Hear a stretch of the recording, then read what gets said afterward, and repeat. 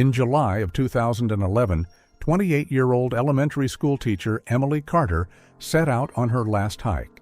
She disappeared on the Appalachian Trail in the Great Smoky Mountains, one of the densest and most dangerous areas of the eastern United States. 3 days later, when Emily did not return, her friends called the police. Searchers found her tent, sleeping bag, and backpack hanging from a tree branch, too high for her to have done it herself. The dogs lost the trail near a large boulder. At the time, no one knew that her body would be hanging a few miles away on a thick chain tied to an old oak tree in the heart of the mountains. On July 20th, 2011, at about 7 o'clock in the morning, 28-year-old Emily Carter left her apartment in Charlotte, North Carolina. She was carrying a moss-colored backpack, and in the trunk of her blue Honda Civic were a new tent, a sleeping bag, a map, and a thermos of coffee. For her, this trip meant an escape from work, from noise, from herself. After a breakup and several months of insomnia, she needed the silence that only the forest can provide. She was planning a 3-day hike along the Appalachian Trail, a section that passes through the Great Smoky Mountains. The route was well known and popular, but due to the elevation changes and the density of the forest, it was considered difficult even for experienced hikers.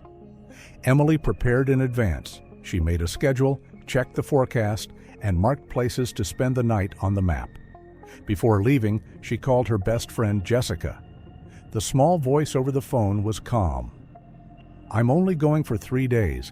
I want to be disconnected," she said. "You're alone, right?" Jessica asked. "Yes, I am, but it's a short trip. I'll be fine." Around 9 in the morning, she pulled into a gas station near the town of Gatlinburg on the outskirts of the national park. A surveillance camera recorded her pouring fuel, buying a bottle of water, and a bag of nuts.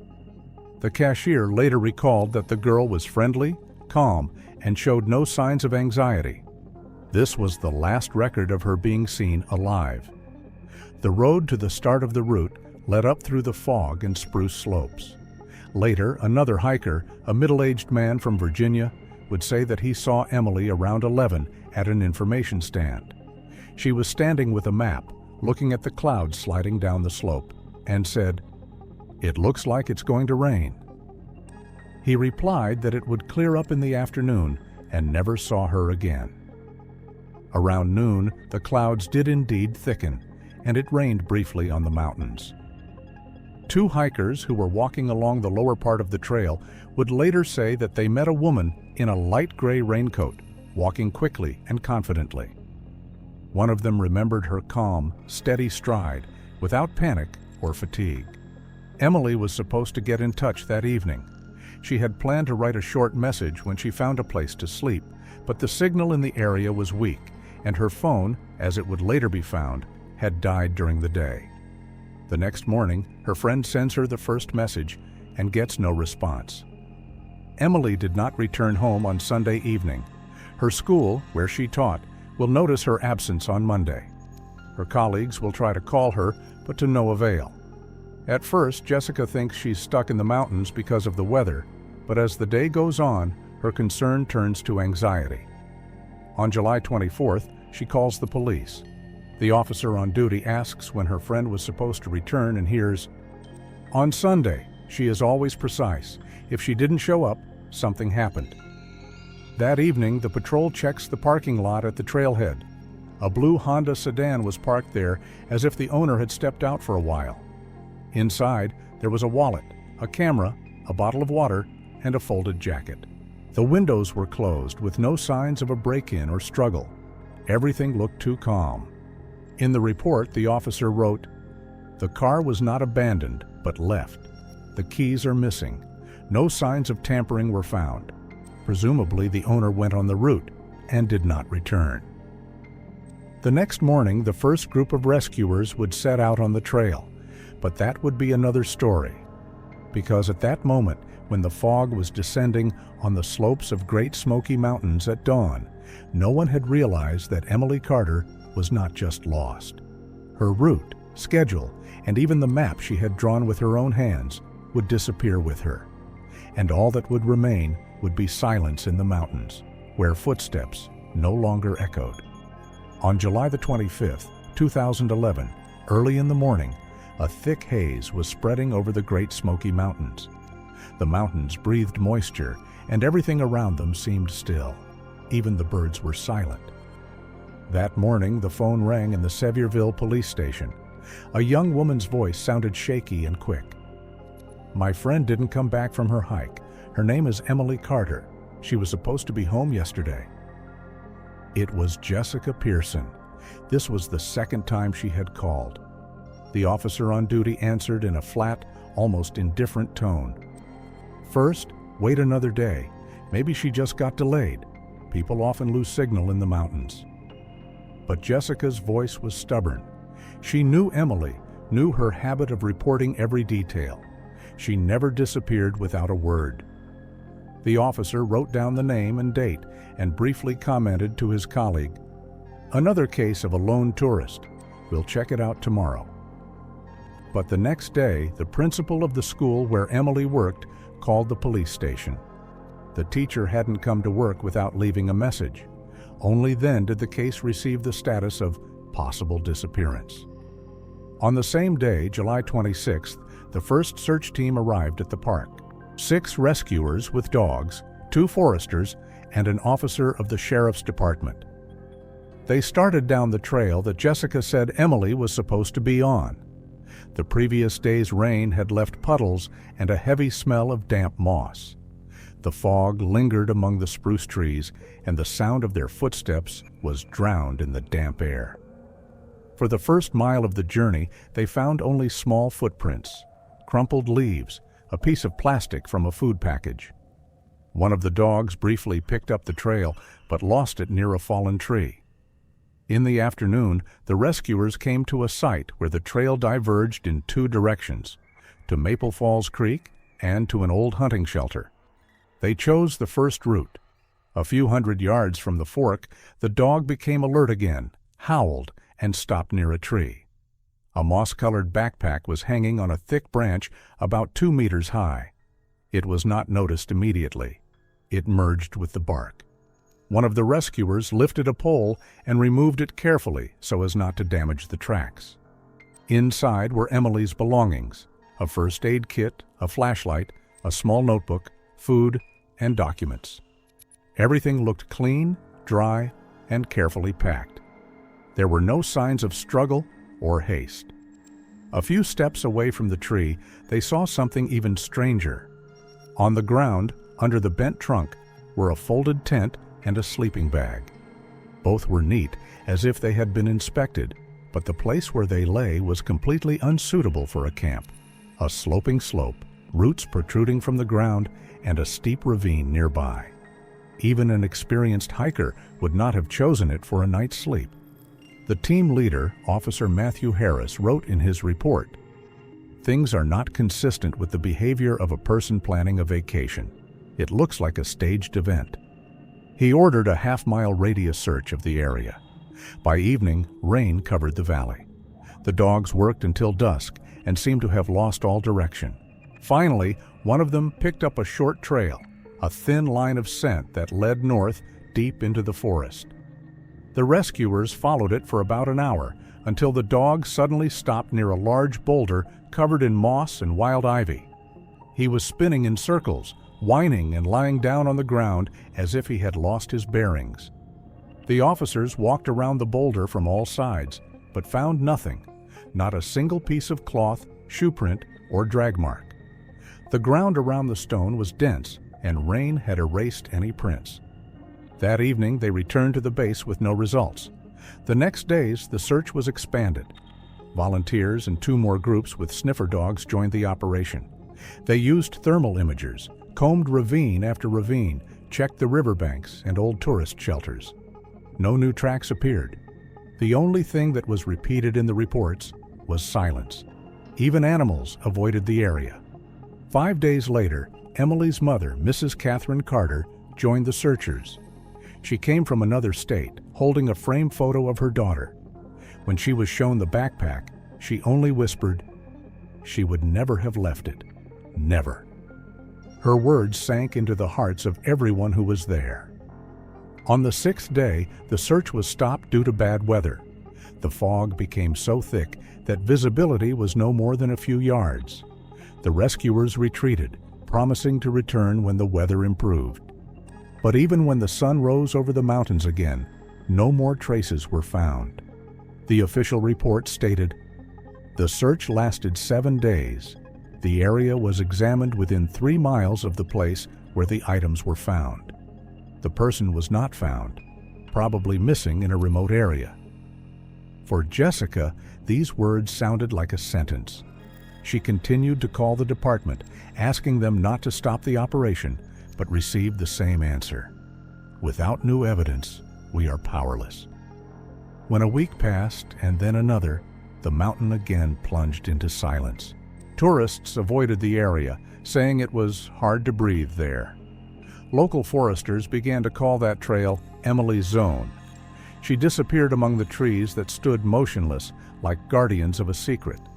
And the forest, which once seemed like a refuge for her, became her silent grave, a place where even the dogs lost track. A year has passed. The summer of 2012 was hot and stifling, even for the Tennessee mountains. The forests of the Great Smoky Mountains were almost windless, heavy with moisture and the smell of pine needles. On that August morning, 2 brothers, local hunters, Tom and Jason Reed, headed deep into the mountains in search of deer. They had known the area since childhood, but this time they went further than usual, chasing a wounded buck that had disappeared into the underbrush behind an old stone ridge. A few hours after dawn, they were already off the familiar trails. The compass stubbornly pointed west, but the fog and dense crowns distorted the landmarks. The brothers stopped in a small clearing to catch their breath. The silence was strange. No birdsong, no rustling.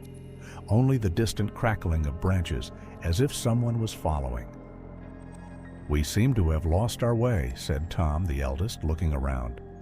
"I don't see any markings or a path." "Let's go back," the younger one replied. "The sun will come up and we'll get our bearings." They moved along the slope, carefully avoiding fallen trees. Half an hour later, Jason, who was walking ahead, stopped suddenly and raised his hand. "Do you hear that?" he whispered. Somewhere ahead in the forest, he heard a soft clinking of metal, short and sharp, as if someone had pulled a chain. The brothers looked at each other. Tom moved forward, pushing the branches apart with his carbine. A few more steps, and he saw it. There was something hanging among the old oaks, in the shade of the thick ivy. At first he thought it was a large animal carcass, but when he got closer, a chill ran down his spine. It was a human skeleton. The body was hanging upside down, suspended from a thick, rusty chain. The chain was fastened high, wrapped around an oak branch, and a noose was tied to the ankles with the remains of the rope.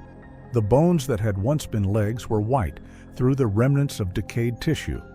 The arms hung limply, and the skull barely touched the moss. Fallen leaves lay around, mixed with the remains of branches and old ivy that stretched over the bones as if trying to hide them from human eyes.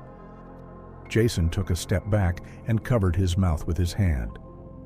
"Jesus, Tom, it's a human being." The older brother was silent. He only bent down to look at the ground beneath the body.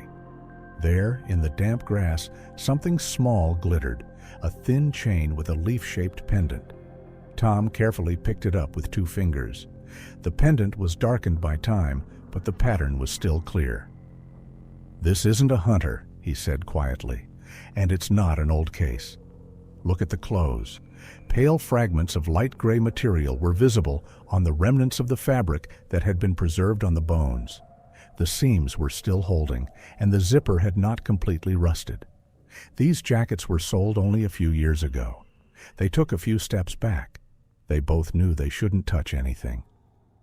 Tom turned on the radio, but there was almost no connection in the mountains, only a hiss. They had to return to the nearest road to call the sheriff.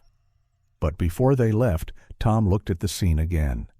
The oak tree on which the body hung was old, powerful, and scarred by lightning.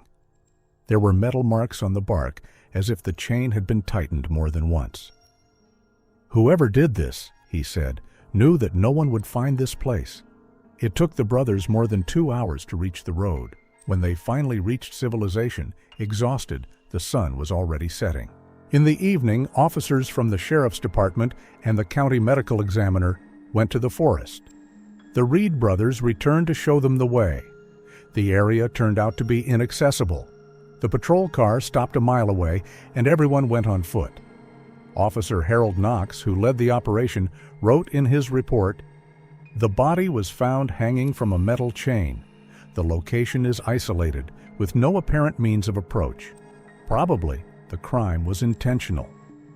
The forensic expert worked under a spotlight. He carefully removed the chain from the branch, recording every movement on camera. The bones were light and dry.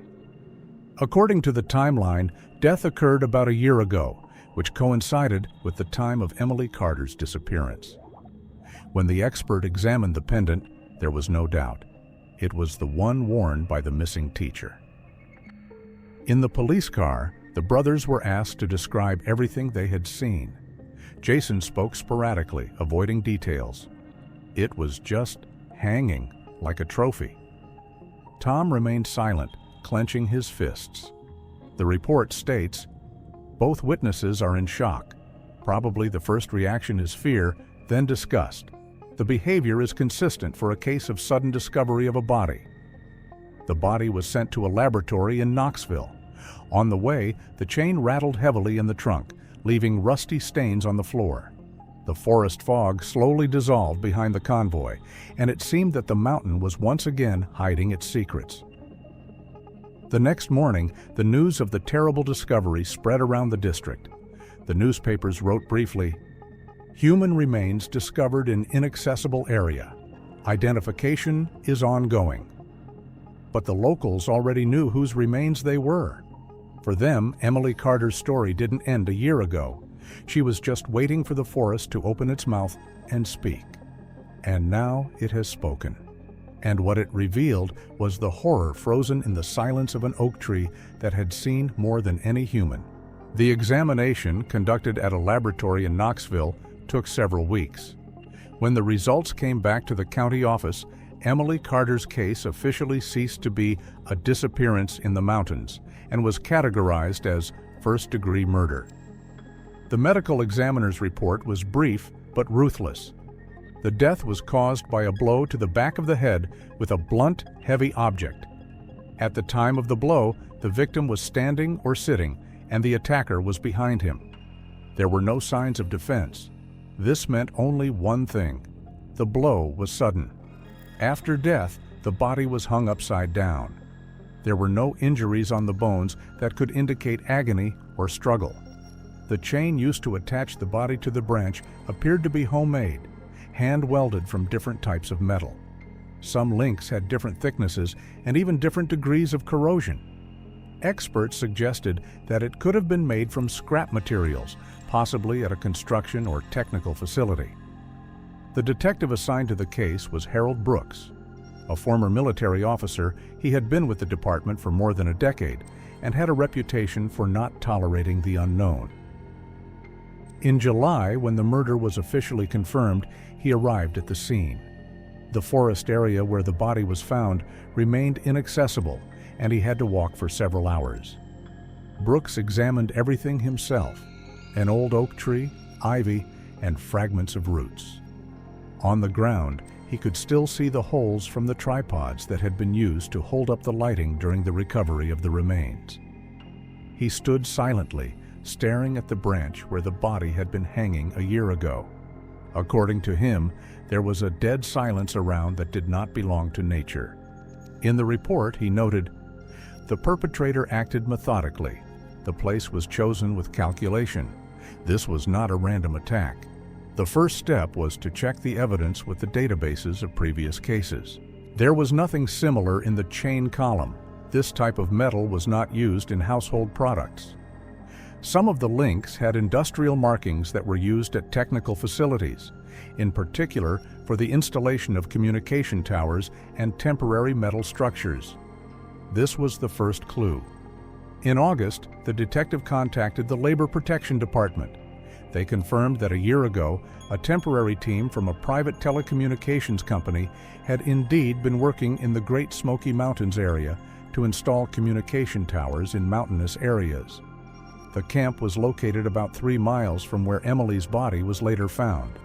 The crew had no official authorization, only local foresters who had seen the only local foresters who saw several vans and generators. After the work was completed, the men disappeared, leaving behind only a pile of scrap metal and tire tracks. Brooks began by searching for employees who might have been in the camp at the time. The company's archives turned out to be incomplete. The owner explained that the documents had been burned in a warehouse fire. Nevertheless, the detective managed to find several former installers who agreed to brief phone conversations. One of them, a technician named Colin Martin, recalled that their foreman was a strange type, strict, explosive, and prone to isolation. He did not allow workers to wander far from the camp and often said that there are eyes in the woods.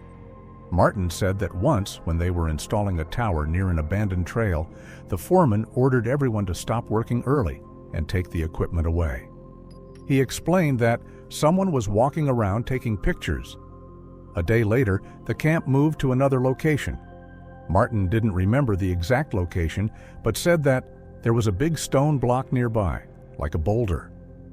This description matched the spot where the dogs lost track of Emily a year later. Brooks realized that the coincidence couldn't be a coincidence. He reviewed all the applications for permits to install communication towers in the county over the past 2 years. A company called Trailcom Systems appeared on the list. Formally, it existed, but the office was empty and the phones were disconnected. According to the documents, the company was owned by a man named Warren Miller, a former engineer who used to work for a large telecommunications corporation and then disappeared from the IRS's registers.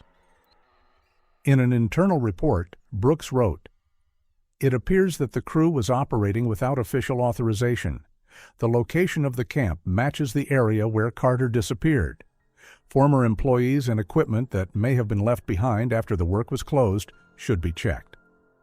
During the visit to the former camp, police experts found several pieces of equipment: a rusty fuel tank, parts of a generator, and cable fragments. Among the garbage were metal fragments of welded links similar to those used to hang the body. Analysis showed that it was the same alloy. Now the case had a direction. Everything pointed to the fact that one of the workers or the team leader himself was involved in the crime. But the main question remained unanswered. Why? In September, the detective assembled a task force to investigate further. They spent the first days searching for former employees, but most of them were seasonal workers without a permanent place of residence. Those they found avoided talking. One said briefly, "We want nothing to do with that. It was a bad place. The boss forbade us to even talk about it." After this conversation, Brooks wrote down only one sentence in his notebook. "If someone forbids you to talk, then there is something to keep quiet about." The investigation was entering a new phase. They began searching the forest, which had been silent for a year, again, but this time not for the missing tourist, but for the person who left her hanging in silence. In October of 2012, the investigation into the case of Emily Carter received its first major breakthrough. After weeks of fruitlessly searching for former telecommunications crew members, Detective Harold Brooks received a phone call from Memphis. The man, who introduced himself as Luis Mendez, said briefly, "I used to work for the guy you're looking for, but I don't want to get in trouble." He agreed to meet only on the condition that his identity not be made public. The meeting took place in a motel off the highway. Mendez was thin, with tired eyes, and spoke with a strong accent. He explained that he was originally from Honduras and had worked for several years in various seasonal jobs in the United States. In the summer of 2011, he was hired through an intermediary to work as a water boy and mechanic in a camp where communication towers were being installed. According to him, the head of the camp was a man named Warren. He did not know his last name. Mendez described him as a big, rough American with dark hair and a harsh voice. Warren controlled everything: the distribution of work, food, even the movement of people. He kept the workers in constant fear, threatening them with dismissal, or, as he put it, disappearing without a trace. Mendez said that the camp was in a remote location with a few trailers, a generator, and tool sheds. In the evenings, the men cooked around a campfire, but the leader almost never sat with them. He often disappeared into the woods for a few hours and returned after midnight when everyone was asleep. Once he returned covered in mud and ordered no one to leave the trailers after dark. Mendez recalled that at the end of July, the days Emily disappeared, Warren's behavior changed dramatically.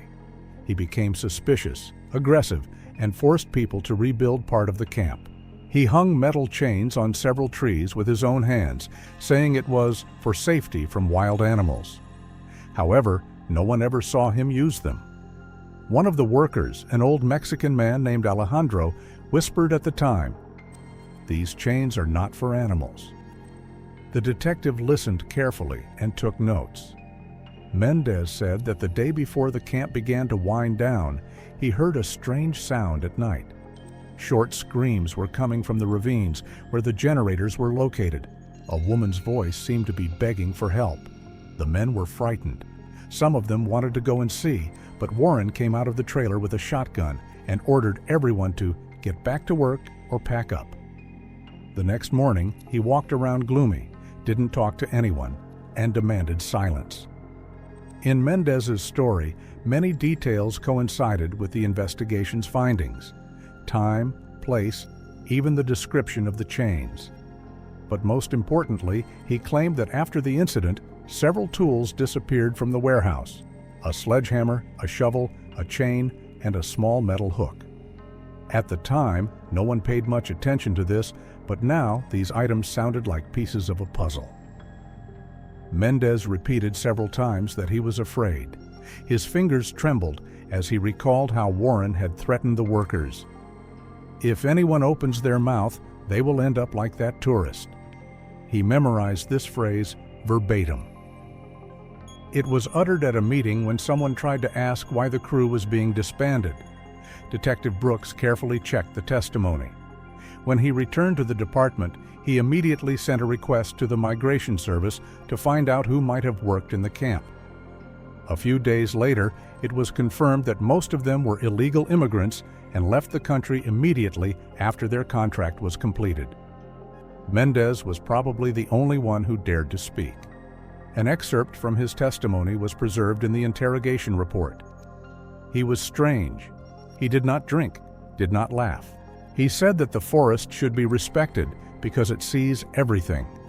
When my wife disappeared, he walked around with a gun and looked at everyone as if he was looking for someone who would tell the police. At night, I heard him welding something, like metal on metal. Then those chains appeared. They shone in the sun, and no one understood why he was hanging them. Brooks reported his findings to management. The internal report was brief. The suspected leader of the illegal crew has been identified. His name is Warren, last name unknown. His place of residence is unknown. Evidence confirms possible involvement in Carter's murder. Despite his fear, Mendez agreed to sign the protocol. Before leaving, he told the detective, "If you find him, stay away. He's not just a human being. He thinks he's doing something right." After he left, Brooks sat over the case file for a long time.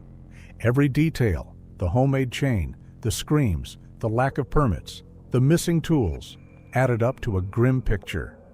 The forest, which had been silent for a year, was beginning to speak, and every word sounded like the voice of fear of those who saw but did not dare to tell. The next day, Brooks ordered to check the archives of the companies that worked in the region under the contract of Trailcom Systems. The lists did indeed include the name Miller, a man named Warren who had a criminal record and had been hiding under different names for several years. But at the time, the detective did not know how deep these traces would go. At the end of November 2012, the investigation into Emily Carter's case went beyond the county. After Luis Mendez's testimony, Detective Harold Brooks initiated a search of the archives of companies that had signed temporary contracts with telecommunications contractors.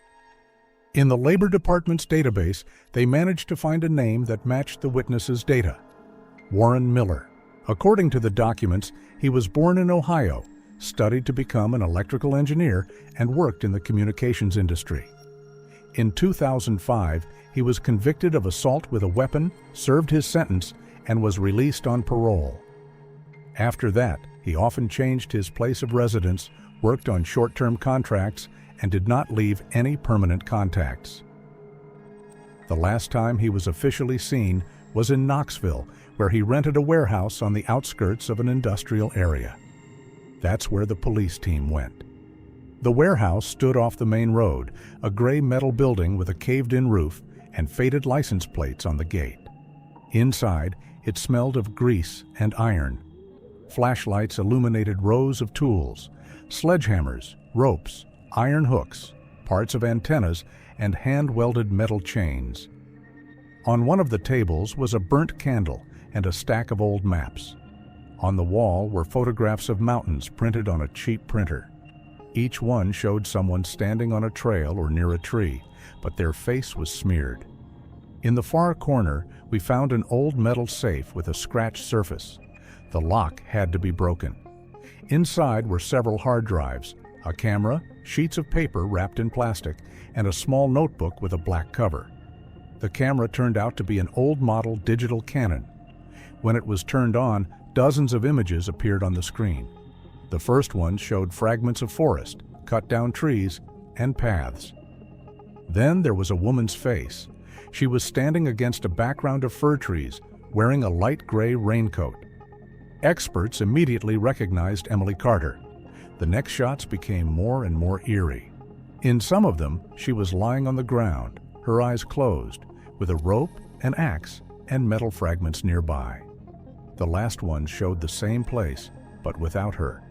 Only a branch curving upward and the shine of the chain in the sun. Inside the safe were several more folders with photos of other women. The police identified at least 3 of them. They had disappeared in different national parks over the previous 5 years. All young, single tourists. Each disappeared in the summer, during short trips. All the cases remained unsolved. But the main find was waiting at the end. A black notebook neatly signed by hand. Forest, my work. Its pages were written in small, uneven handwriting. It was not an ordinary diary, but rather a manifesto. In it, Warren Miller called himself an artist and a purifier. He wrote that the world had become dirty and nature was suffering from people who trample on it for their photos. I see them coming here with coffee in their hands and phones to take pictures of trees. But the trees look at them and hate them. I'm just helping the forest do what it wants to do, get rid of the excess. He went on to describe his actions. He wrote about how he watched the people who came to the mountains, choosing those who seemed proud and indifferent to the world around them. He wrote several pages about Emily. She walked silently, not afraid. I felt that the forest had chosen her. I watched her stop at the stone where the water flows into the ravine. She didn't notice me. I hid her from behind so she wouldn't look at me. She fell without a sound. The forest took her. Then came the technical details, the accuracy of which was impressive. He described how he made the chains from different types of metal because they hold weight better and don't rust immediately. He even wrote down the length of the distance between the links. I wasn't hanging her to punish her, I was returning her to nature. It had to become a part of the ecosystem, a reminder for others. A person cannot just walk into a forest and think that it belongs to them. At the end of the notebook, several pages were devoted to photographs pasted with tape. Some showed the outlines of other bodies, while others showed only trees and ropes. The caption under the last photo reads, "The project is over. Silence is the best reward." When Detective Brooks first read these lines, he told a colleague, "This is not just a killer. This is a fanatic who believes he is part of the forest." In his report, he noted, "The author of the diary was aware of his actions, had a plan, and repeated the same algorithm for several years. The motive is ideological. The victims were chosen randomly, but under a common sign: lonely travelers." All material evidence was seized. The camera, discs, diary, and notebooks with laboratory marks were packed separately. After examining the room, the experts concluded that Warren Miller had been living here for some time. There was a bed in the corner with tiles and the remains of canned food next to it. There were books on survival, electricity, and psychiatry on the shelves. A dried drop of blood was found on one of them. After the search was over, Brooks stood at the exit of the warehouse. The wind stirred the pages of his notebook that were still on the table. He looked at the camera and said quietly, he wanted to be seen, but not right away, only when everything was ready. That evening, police officially announced Warren Miller as the prime suspect in the case of Emily Carter and at least 3 other disappearances. But so far, they had only clues and a diary that spoke louder than any confession. In early 2013, the case of Emily Carter was transferred to federal jurisdiction. After the camera and diary were seized, it became obvious that Warren Miller's crimes went beyond the borders of one state. In the photographs found in his safe, experts recognized the landscapes of at least 3 national parks: the Appalachian Mountains, Shenandoah in Virginia, and Cherokee Forest in North Carolina. This meant that Miller operated in different regions, and each of his projects was carefully planned. The FBI created a separate investigation team. It included agents from Atlanta, Washington, and Knoxville. Special Agent Daniel Clark, an experienced operative who had worked on serial killings in national parks, was appointed as the team leader. It was he who described Miller as a man who considers himself a servant of nature and sees no difference between cleaning up and killing. The first months of work yielded little. After a search of the warehouse, Miller disappeared. In his apartment, where he used to live, everything looked abandoned. The bed was made, the dishes were washed, and there was no sign of haste. It was as if he had simply left and never returned. The police checked the bank accounts. The flow of funds had stopped before the search. However, the analysis of phone calls and electronic transfers gave one hint. A few weeks before his disappearance, Miller received a payment from a private security company registered in Virginia. The company turned out to be fictitious. Its owner had long lived abroad, and the address led to an abandoned warehouse. However, the reports mentioned work at a remote facility described as a closed agricultural area. After checking the coordinates, the agents concluded that it was an illegal marijuana plantation in the Appalachian foothills. The task force conducted an undercover investigation. In a few weeks, the agents found out that there was indeed a farm in the middle of Virginia, near the town of Bedford, formerly abandoned, but in fact a base for illegal production. The road there was through the thickets where there was no mobile phone reception, and it was possible to get there only by four-wheel drive vehicle. Locals said that a man with a scar on his face lived there, and everyone avoided him. When the agents received the first photos from the drones, there was no doubt. The pictures showed a tall man in camouflage with a rifle. He was patrolling the perimeter of the site, sometimes talking to himself. His name was Warren Miller. The operation was codenamed Smoke. It had been planned for almost a month. The goal was to capture the suspect alive without allowing fire contact. The operation involved the FBI's Rapid Response Unit and the local sheriff's department. The day of the arrest was scheduled for the morning of March 6th. It was still dark at 5 o'clock. Agents took up positions around the farm, blocking all entrances. The drone hovered over the lawn where the trailer was parked. Only one figure was visible on the thermal imager. Miller was sleeping inside. The commander gave the signal. 2 agents were the first to approach. They acted quietly, but at that very moment, a light flashed in the trailer. Miller, as if sensing danger, came out of the door holding a rifle. The spotlight shone in his face. He took 2 steps forward, shouted, "You can't stop what started," and pulled the trigger. Shots rang out in the air. In response, the Special Forces opened fire on the wheels of his car to prevent him from escaping. After a short standoff, Miller threw down his weapon and lay on the ground. His hands were shaking, but his eyes remained calm. When asked by the agent, he only said, "The forest knows I did the right thing." A search of the trailer revealed several items: a shotgun, a knife, metal tongs, a fuel canister, and another black notebook. On the cover was the same signed phrase, "Work in progress." Inside are notes made in recent months. This time he wrote briefly, in fragments, as if his thoughts were scattered. "I went to a new forest. They think I've been stopped, but the trees speak further. The fire will purify even those who hide behind the form." On the last pages are schematic drawings of mountains and points marked with crosses. Experts have acknowledged that these coordinates may correspond to the locations of other disappearances, but this has yet to be verified. After his arrest, Miller was taken to the Federal Detention Center in Roanoke. During the transportation, he remained silent, speaking only once. "I did what you were afraid to do. I made the noise." One of the agents who accompanied him would later say in an interview, "He didn't look like a criminal. He looked more like a fanatic who believed in his mission." When he was photographed for the dossier, an old scar was clearly visible on his left cheek, a detail described by witnesses from the camp. The FBI press release stated, "A suspect in a series of murders in national parks has been arrested. Evidence was found in his possession indicating a connection to several unsolved cases. The investigation is ongoing." For Harold Brooks, this moment was the culmination of 2 years of work. He personally traveled to Virginia to make sure the arrest went smoothly.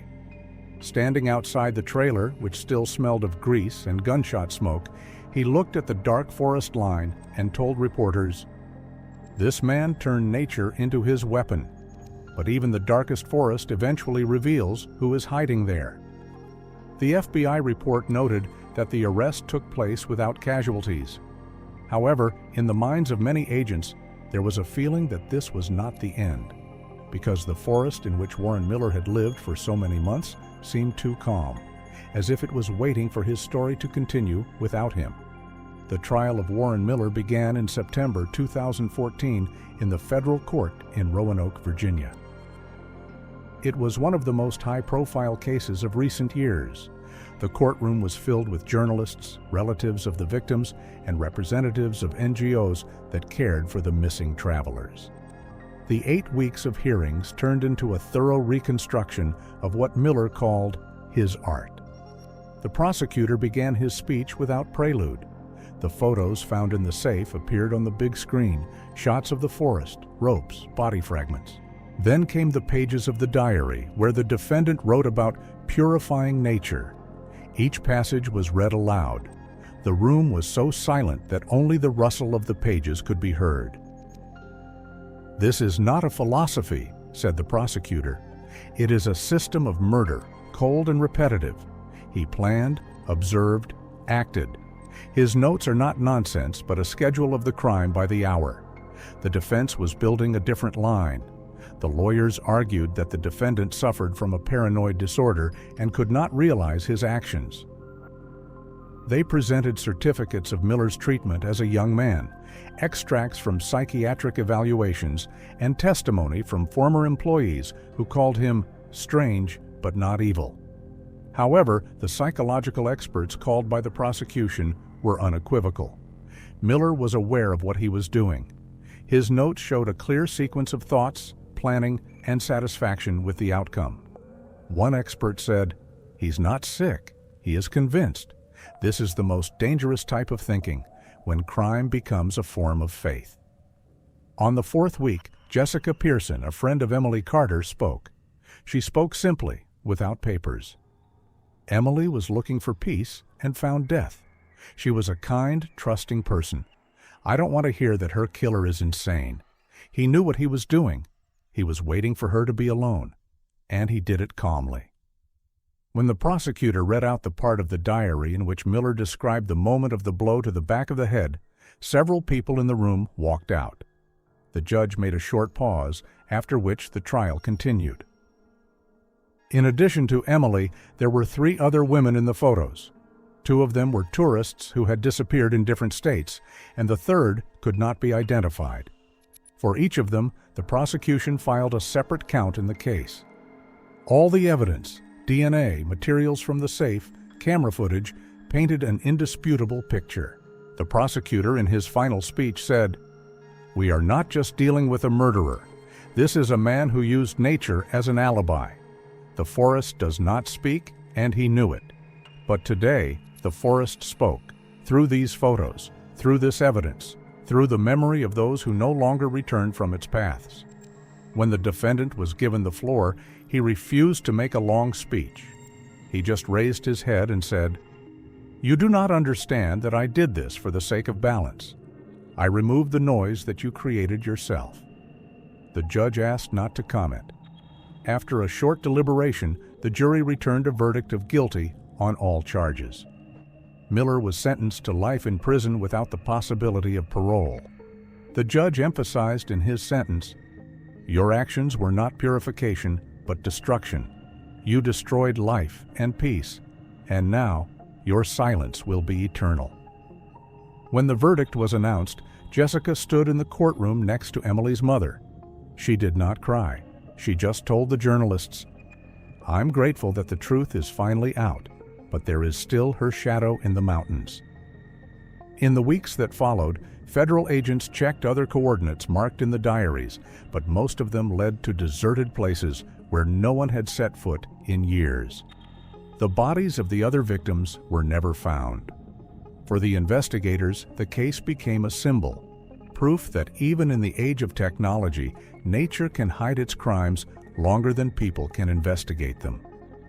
For the families, it was the end of the wait, but not relief. The Emily Carter case was officially closed in December 2014. However, a note remained in the FBI documents. It is likely that not all episodes have been identified. The locations of potential crimes have been partially identified. The forest where her body was found has become calm again. Now there is a small memorial stone with a plaque for those who disappeared in search of silence. Tourists stop, take off their hats, but continue on because the mountain silence still has something disturbing about it.